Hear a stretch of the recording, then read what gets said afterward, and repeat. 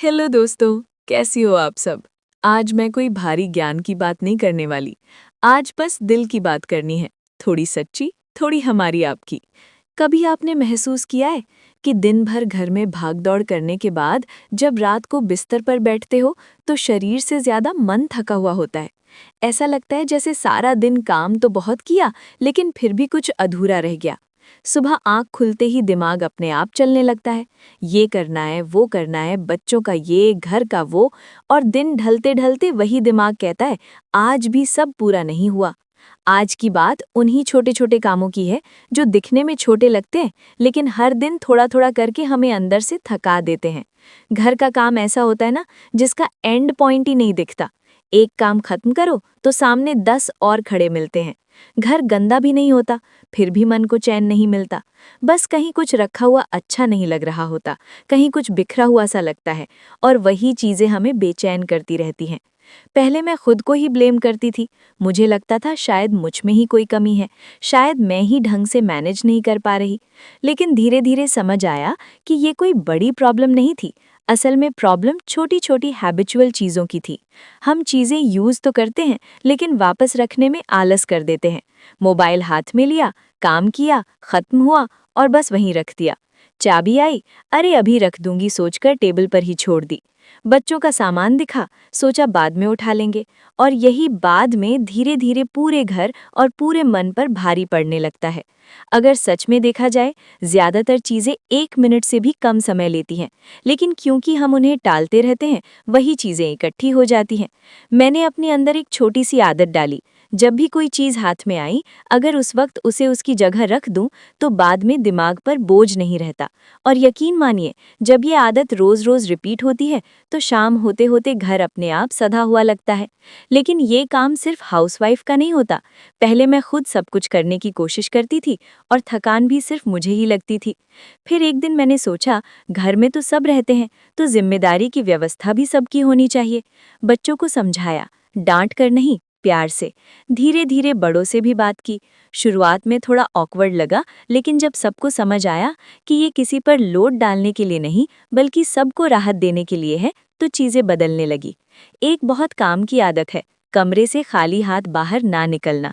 सच में, जब एक कमरे से दूसरे कमरे में जाते हैं, तो खाली हाथ क्यों जाना। कोई कप पड़ा दिख गया, कोई खिलौना दिख गया, कोई कागज नजर आ गया, बस उठाओ और साथ ले जाओ। दिन में 5-6 बार भी ऐसा हो जाए, तो शाम को अलग से क्लीनिंग की जरूरत ही नहीं पड़ती। बच्चों और बड़ों के बैग, ये तो क्लटर के सबसे बड़े सोर्स होते हैं।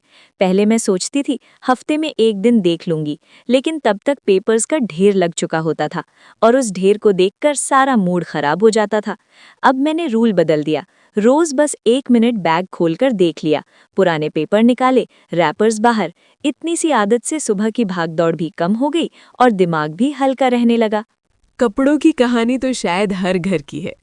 कुर्सी पर कपड़े, बिस्तर पर कपड़े, दरवाजे के पीछे कपड़े। घर साफ ही रहता है, लेकिन एक भी कपड़ा अगर गलत जगह पड़ा हो तो कमरा बिखरा बिखरा लगता है।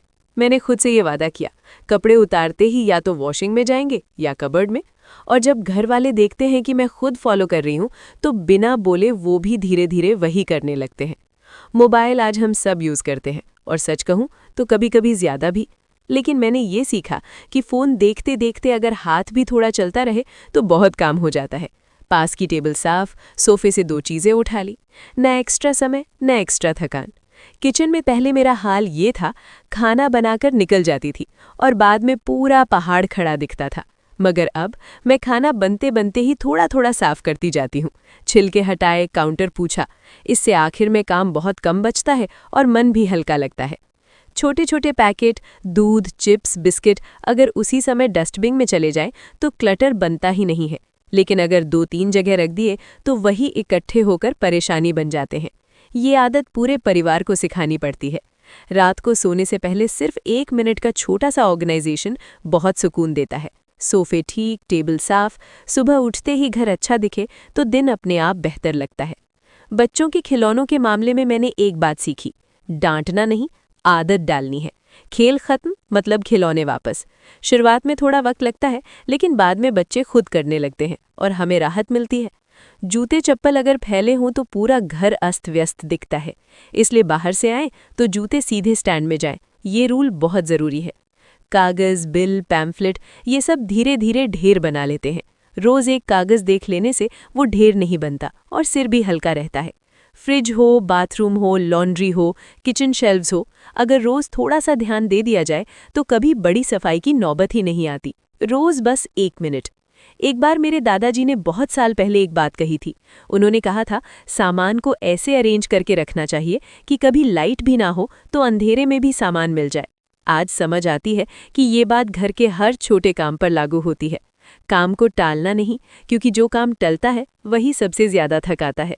दोस्तों, डीक्लटरिंग कोई बड़ा काम नहीं है, ये रोज की छोटी छोटी आदतों का नतीजा है। अगर घर के सब लोग मिलकर इन आदतों को अपनाएं तो हाउसवाइफ पर बोझ कभी इकट्ठा ही नहीं होगा। अगर आप यहाँ तक सुन रही हैं तो यकीन मानिए आप पहले ही बहुत कुछ सही कर रही हैं। अब बस बताइए कि आप डीक्लटरिंग का कौन सा तरीका अपनाती हैं। क्या पता आपके बताए तरीके से हमें भी बहुत कुछ सीखने को मिले। और अगर लगा कि ये बातें किसी और के लिए भी यूज़फुल हो सकती हैं तो इसे शेयर ज़रूर कीजिए। वीडियो अच्छा लगा हो तो लाइक, शेयर और सब्सक्राइब करना मत भूलिए। मिलती हूँ अगले वीडियो में, तब तक अपना ख्याल रखिए।